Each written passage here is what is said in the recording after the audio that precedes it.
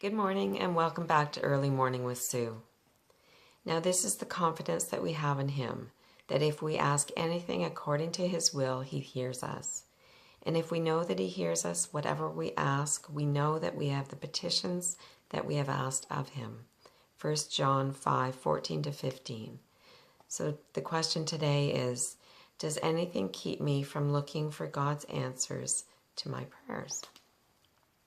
While teaching a Bible class, a woman lost her place in her notes as she was speaking.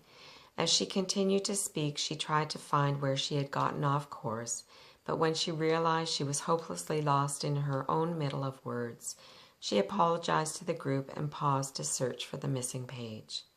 The pause grew agonizingly long, and at last she gave up the search and ad-libbed her way through the rest of the lesson.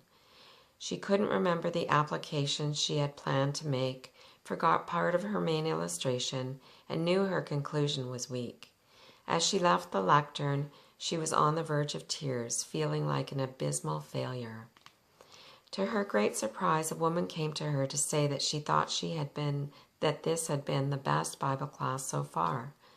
Later, another woman called to thank her for a specific word that was just what she needed to hear. The teacher called a friend and said, "I don't understand what happened. I had prepared the best I could." Her friend laughed and said, "Do you remember what you said last week? That you were praying these women would be able to relate to you and you to them?" Perhaps that's precisely what happened. They aren't perfect either. God's answers to prayer may not always be what we expect, but they are always fruitful. Good prayers never come creeping home. I am sure I shall receive either what I ask or what I should ask.